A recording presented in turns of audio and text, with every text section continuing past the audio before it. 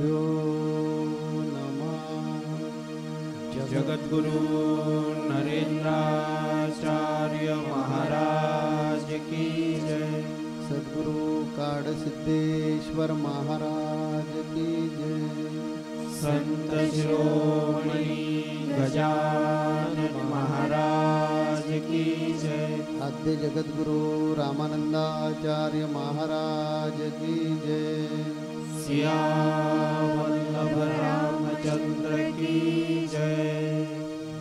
गुरुर्ब्रह्मा गुरुर्विष्णू गुरुर्देवो महेश्वरा गुरुर्साक्षात् परब्रह्म तस्मै श्री गुरवे नमः। सार्थ श्री ज्ञानेश्वरी अध्याय पहिला। तया विजयवृत्ती काही मज सर्वथा काज नाही। एत राज्य तरी काही हे पाहुनिया। या सकळा ते वधावे मग जे भोग भोगावे ते जळोत आघवे पार्थू म्हणे। तेणे सुखविण होईल ते भलतैसे साहिजेल। वरी जीवितही वेंचिजेल याची लागी। परियांसी घातुकी जे मग आपण राज्य सुख भोगीजे। हे स्वप्नी मन माझे करू न शके।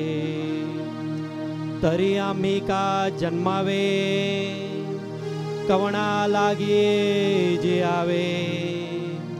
जरी वडिलान यांची चिंतावे विरुद्ध मने। पुत्रा ते इच्छी कुळ तयांचे काही हेची फळ। जे निर्दळी जे केवळ गोत्र आपुले। पुंडलिक वरदे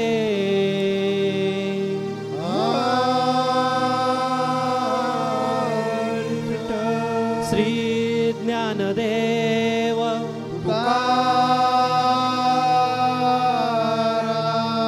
पंढरीनाथ महाराज की जय।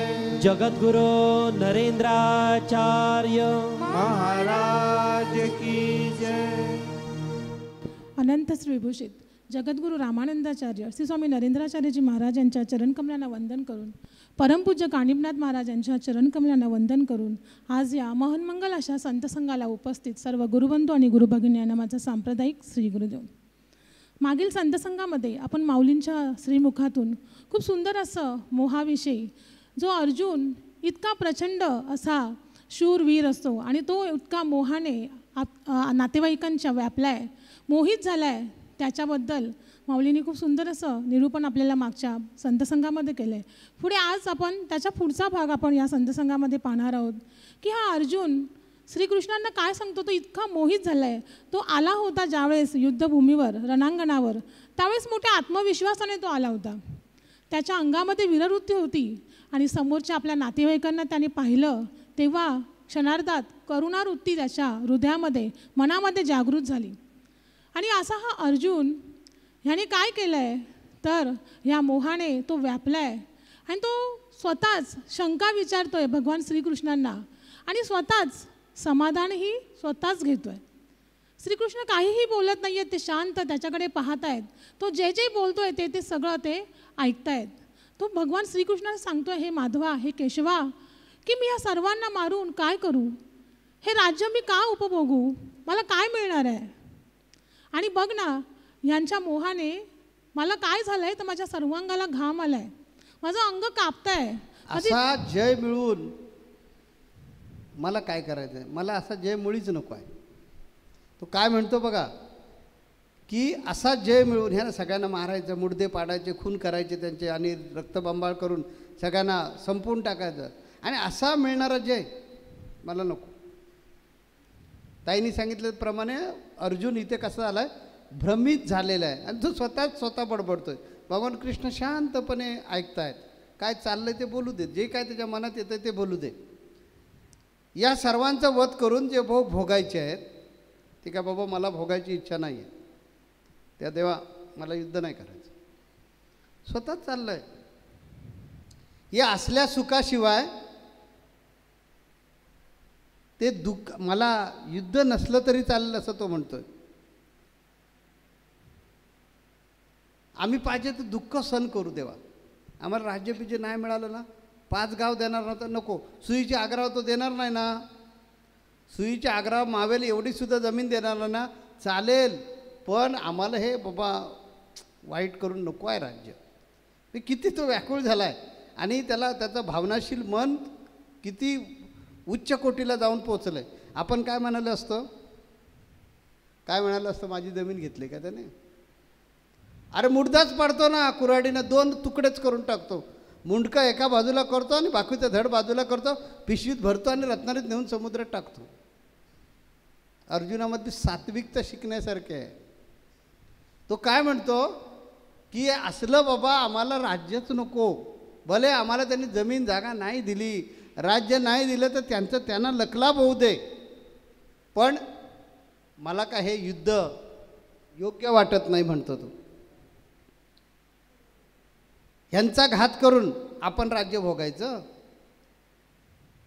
नातेवाईकांचं? अरे नातेवाईक आहेत, नातेवाईक.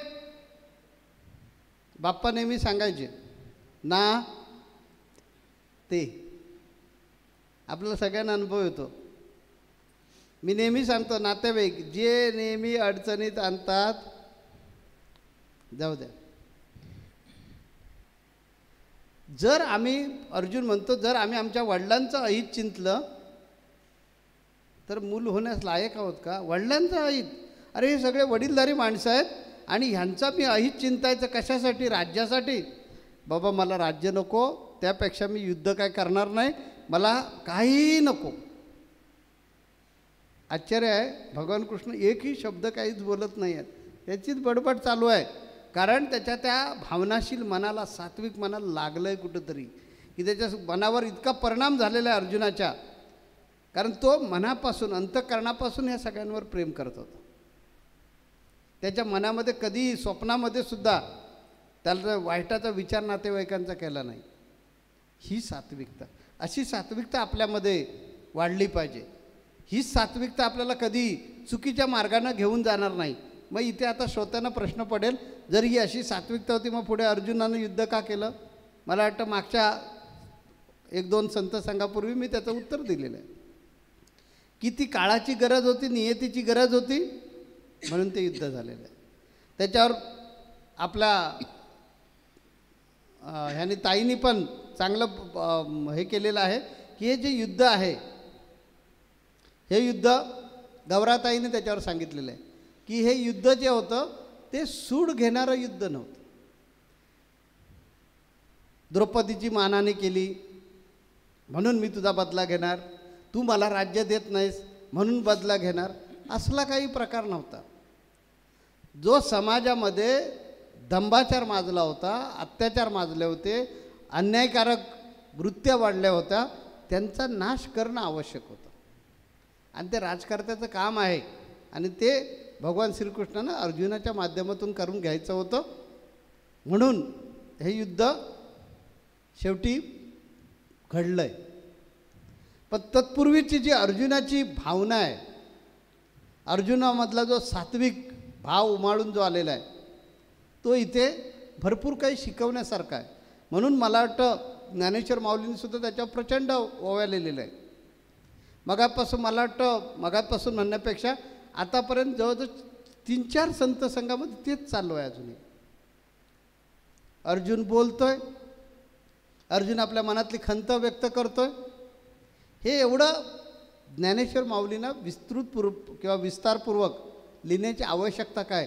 मला वाटतं याच्यातून ज्ञानेश्वर माऊलींना आपल्याला काहीतरी बोध द्यायचा असेल, काहीतरी सांगायचं असेल की माणसानं कसं जगलं पाहिजे, की इतकं सात्विक जगलं पाहिजे. अर्थात तुम्ही उच्च कोटीला गेलात की ती सात्विकता पण गळून पडत असते. जसं पांडव ज्या मोक्षाला गेले ते सगळेच नाही गेले ना, फक्त धर्मच गेला. बाकीची भावंड जी होती, अर्जुन पण गळून पडला, द्रौपदी पण अर्ध्या रस्त्यात गळून पडली, नकुल सहदेव पण गळून पडले, फक्त एकटा धर्मराजाच गेला आणि त्याचा कुत्रा गेला. तसं ज्यावेळी तुम्ही उच्च कोटीला जाल त्यावेळेला ती सात्विकता पण उपयोगाची नाही. परंतु तशी परिस्थिती येईपर्यंत तुकोबारांनी सांगितलं आहे, तुका म्हणे येथे सत्वाचे सामर्थ्य करावा परमार्थ अनिर्षी. माऊलीला मला वाटतं हेच सुचवायचं आपल्याला, की तुम्ही व्यावहारिक लोक आहोत, म्हणजे आपण सगळेजण व्यावहारिक लोक आहोत, प्रापंचिक लोक आहोत. आपण जास्तीत जास्त आपल्यामध्ये सात्विकता निर्माण करावी, यासाठी मला वाटतं ते अर्जुनाच्या मुखावाटे आपल्याला बोध करत आहेत. काय बोध करतायत आपण पुन्हा स्नेहाताईकडे जाऊया. श्री गुरुदेव. श्री गुरुदेव. माऊलींनी खूप सुंदर असं अर्जुनाच्या सात्विकतेबद्दल सांगितले. ज्ञानेश्वर माऊली सांगतायत की अर्जुनाचा जो मोह होता हा सात्विक मोह होता आणि धृतराष्ट्राचा जो मोह होता हा तामसी, त्याच्या मुलांच्या विरुद्ध मुलांसाठी केलेला तामसी मोह होता. तर हा जो अर्जुन आहे हा इतका धार्मिक आणि त्याचं श्रीकृष्णांवर एवढं प्रेम होतं अतोनात की पूर्ण समर्पण वृत्ती त्याच्याकडे होती. आणि हा असा अर्जुन, ज्ञानेश्वर माऊली सांगतात, त्यांनी उपमा दिली आहे की जो भ्रमर आहे हा भ्रमर काय करतो की त्याला कठीणातलं कठीणसुद्धा लाकूड तो आपल्या सोंडेने पोखरतो. परंतु असा हा भ्रमर जे कमळामधलं जे मकरंद असतं ते शोषण्यासाठी त्याच्या मोहाने तो काय करतो, त्या कमळामध्ये प्रवेश करतो आणि संध्याकाळ होईपर्यंत त्याला आठवणच नसते की मी याच्यामध्ये अडकलो आहे. आणि त्या पाकळ्या, कोमळ अशा पाकळ्या तो कुरतडू शकत नाही. का? तर ह्या प्रेमाने, ह्या मोहामुळे. कारण अतिमोह हा आपल्याला आत्पेष्टांचाच होतो. प्रेम आणि अतिप्रेम, प्रेम असतं पण अतिप्रेमाने काय होतं, मोह निर्माण होतो. एक रामायणातलं आपल्याला उदाहरण देऊसं वाटतं की प्रभू रामचंद्र ज्यावेळेस वनवासात निघाले, कैकेयी मातेने दशरथ राजाला वर मागितलेले असत 2, आणि ते वचन मागते की प्रभू रामचंद्रांना सूर्यास्तापूर्वी 14 वर्ष वनवासात पाठवा. आणि प्रभू रामचंद्रांचं इतकं प्रेम असतं वडिलांवर, पण ते अतिप्रेम नसतं. दशरथ राजा व्याकुळ होतो की आता राम वनवासात निघणार. तर प्रभू रामचंद्रांना सांगतात देखील की हे रामा, तू वनवासात चालला आहेस, पण एक काम कर, आजच्या रात्रीपर्यंत माझ्या कक्षामध्ये माझ्यासोबत राहा. प्रभू रामचंद्र सांगतात हे जमणार नाही, कारण जर मी हे केलं तर मी मातेला वचन ते दिलं आपण, ते वचन माझ्याकडून पाळलं जाणार नाही आणि आपली मानहानी होईल. आणि ते काय करतात, तसेच निघतात. सुमंताला सांगतात की सुमंता रथ काढा आणि आपण वनवासाला निघूया, कारण मातेने दिलेल्या वचनाप्रमाणे मला सूर्यास्तापूर्वी वनात जायला पाहिजे. आणि दशरथ राजा बाहेर येतात, सुमंताला हाक मारतात की सुमंता रथ थांबव, रथ थांबव. परंतु प्रभू रामचंद्र सांगतात की रथ थांबवू नका, कारण जर आज मी थांबलो तर मी वनवासात जाणार नाही आणि माझ्या वडिलांनी दिलेलं वचन पाळलं जाणार नाही. तात्पर्य की अर्जुनाची सुद्धा हीच परिस्थिती होती.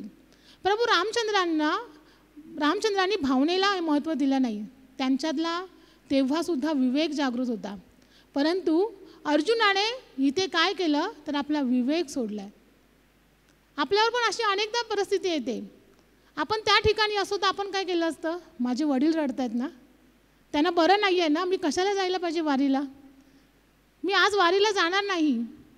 पण आपण हे म्हणतो का की माझ्या माऊली सर्वस्व बघून घेणारे आहेत, माझं कर्तव्य काय की मी प्रथम वारीला जाईन.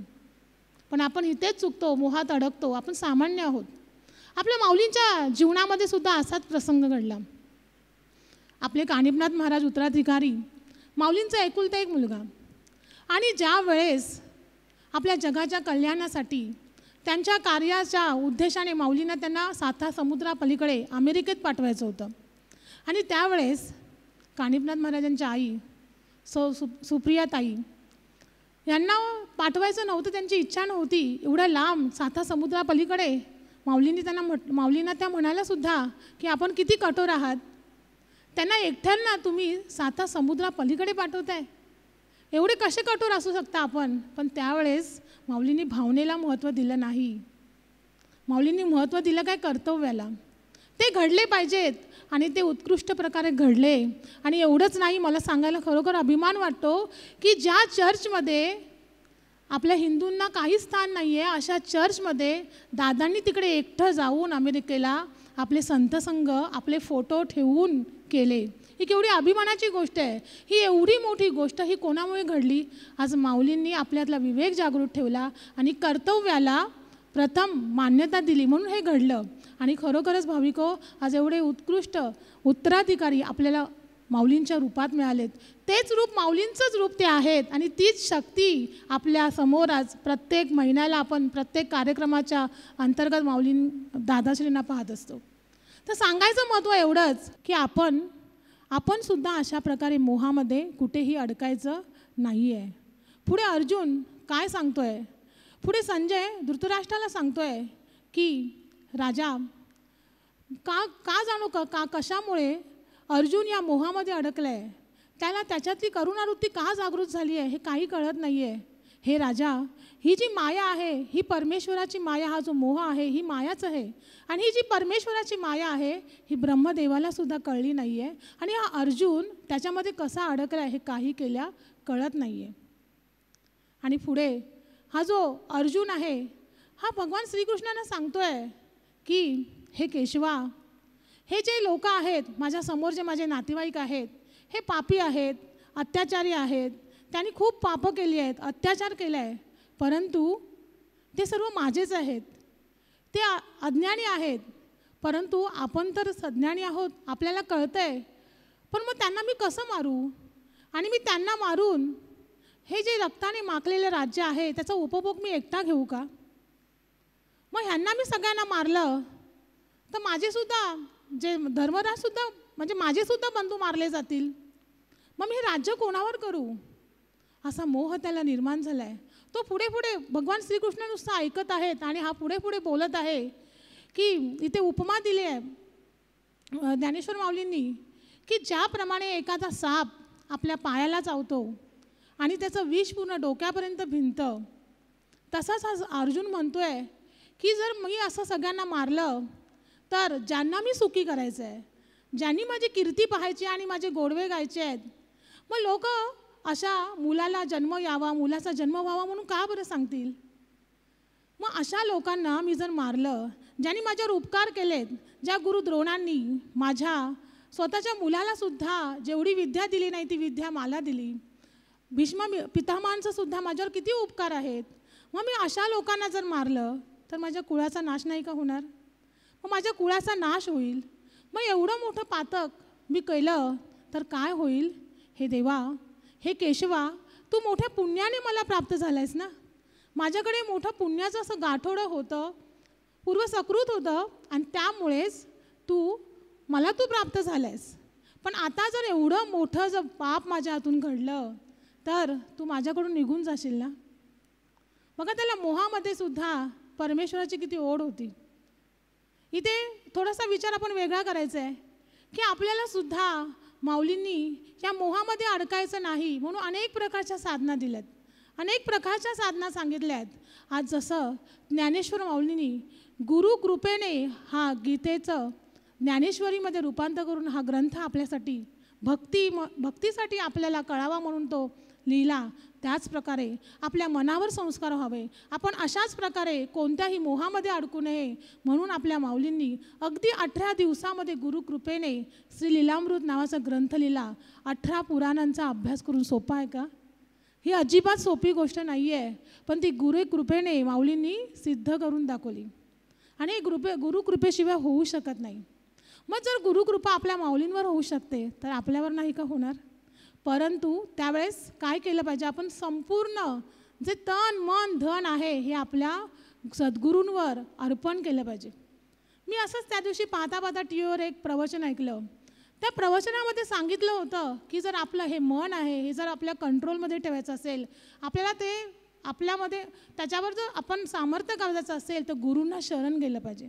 आणि गुरूंना नुसतं शरण जाऊन फायदा आहे का? त्यांच्यावर जीवापार प्रेम केलं पाहिजे. कारण जोपर्यंत आपण प्रेम करत नाही तोपर्यंत आपल्या मनोवृत्तीमध्ये बदल होत नाही. मनोवृत्तीमध्ये बदल होत नाही तोपर्यंत आपल्याला त्यांच्यावर श्रद्धा निर्माण होत नाही. आणि श्रद्धा निर्माण होत नाही तोपर्यंत भक्ती निर्माण होणार नाही. आणि भक्ती निर्माण होणार नाही तोपर्यंत त्यांच्या कृपेने भगवंत आपल्याला केव्हाही दिसणार नाही. आणि म्हणून मला इथे एवढं समर्पण आपलं गुरूंच्या चरणावर असावं. इथे 2च ओळी मला म्हणाव्याशा वाटतात. मैंने सौंप दिया इस जीवन का सब भार तुम्हारे हाथों में, मैंने सौंप दिया इस जीवन का सब भार तुम्हारे हाथों में, मेरा निश्चय है बस एक वही एक बार तुझे पा जाऊँ मैं, मेरा निश्चय है बस एक वही एक बार तुझे पा जाऊँ मैं, अर्पण कर दूँ दुनिया भर का सब प्यार तुम्हारे हाथों में, अर्पण कर दूँ दुनिया भर का सब प्यार तुम्हारे हाथों में, मुझ में तुझ में बस भेद यही, मैं नर हूँ तुम नारायण हो, मुझ में तुझ में बस भेद यही, मैं नर हूँ तुम नारायण हो, मैं हूँ संसार के हाथों में, संसार तुम्हारे हाथों में, मैं हूँ संसार के हाथों में, संसार तुम्हारे हाथों में. अशा प्रकारचं प्रेम जर आपण आपल्या गुरूंवर केलं तर मला नाही वाटत की आपण मोहामध्ये अडकू. माझ्यावर पण बऱ्याचदा सेवा करताना अशा प्रकारचे अनेक प्रसंग आले, पण ते सगळे गुरुचरणांवर सोडून प्रत्येक वेळेस ती गुरूंनी सेवा माझ्याकडून आतापर्यंत करून घेतली आणि ह्यापुढेही ते करून घेतील. मग असा हा मोह पुढे अर्जुन काय सांगतोय भगवान श्रीकृष्णांना, की ह्या ज्या युद्धामध्ये अनेक लोक जी अशी आहेत की आपली मुलं, आपली संपत्ती, आपल्या ज्या स्त्रिया आहेत त्या मागे सोडून ह्या तलवारीच्या टोकावर मरायला इथे आले आहेत, युद्ध करायला आले आहेत, आणि ह्या एवढ्या महिला विधवा होणार आहेत. आणि या विधवा झालेल्या ज्या भगिनी महिला आहेत त्या काय करतील, सुरक्षतेसाठी दुसऱ्या पुरुषाकडे जातील आणि मग जी प्रजा निर्माण होईल ती वर्णसंकर प्रजा निर्माण होईल.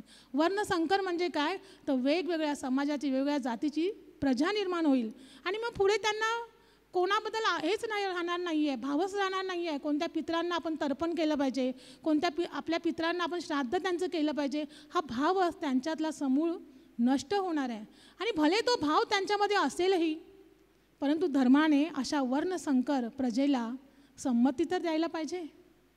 मग हे देवा, हे केशवा, अशा लोकांशी युद्ध करून काय करायचं आहे, केवढा मोठा अत्याचार होईल, अनाचार होईल, आणि हे मी करू शकणार नाही आहे. मग अशा वेळेस तो काय झाला आहे, तो डायरेक्ट सांगून टाकतो देवाला की मी युद्ध करणार नाही आहे, खरंच करणार नाही आहे. आणि त्याने काय केलं, आपलं जे गांडीव आहे ते खाली फेकून दिलं आणि रथावरून उडी मारून तो खाली उतरला. आणि तो रडतोय, त्याच्या डोळ्यातून अश्रू वाहत आहेत.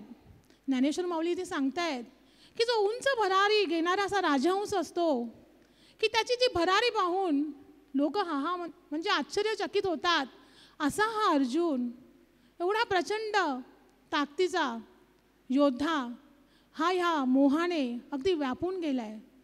त्या मोहामुळे त्या चिखलाच्या गर्तेत तो अडकला आहे आणि त्या मोहामध्येच तो रडतो आहे, स्वतःचं सांत्वन करतो आहे. आणि आता पुढे संजय सांगतो आहे धृतराष्ट्राला की आता पुढे तो काय करतो आहे, जगद्गुरू श्रीकृष्णांकडे धाव घेतो आहे की ह्या प्रसंगातून तू मला बाहेर काढ. असा ह्या अध्यायाचा शेवट आहे. आज आपण पण किती भाग्यवान आहोत, जगद्गुरू श्रीकृष्ण अर्जुनाला सद्गुरू म्हणून लावले. आज आपल्याला सुद्धा या 21व्या शतकामध्ये आपल्या माऊलीसुद्धा अध्यात्मातल्या उच्च पदावर आहेत, जगद्गुरू पदावर आहेत, आणि माऊलीसुद्धा आपल्याला सद्गुरू म्हणून लाभल्यात. हे आपलं केवढं मोठं भाग्य आहे. आणि एवढं मोठं भाग्य असून सुद्धा माऊली आपल्या या मनावर संस्कार करण्यासाठी वेगवेगळ्या प्रकारच्या युक्त्या लिखाण करतात. म्हणजे धर्मसंस्कार, आता जे संतसंघ आपले चालू आहेत, हा ज्ञानेश्वरी ग्रंथ लावले, हा कशासाठी लावला आहे, तर आपल्या मनावर वेगवेगळ्या प्रकारे संस्कार झाले पाहिजेत. आपल्या मनावर आपलं मन सक्षम झालं पाहिजे. कोणत्याही मोहामध्ये आपण अडकता कामा नये. कारण हा मोह, हे जे विकार आहेत, हे आपल्याला काय करतात, पुन्हा पुन्हा पुन्हा पुन्हा जन्म मरणाच्या चक्रामध्ये अडकवत आहेत.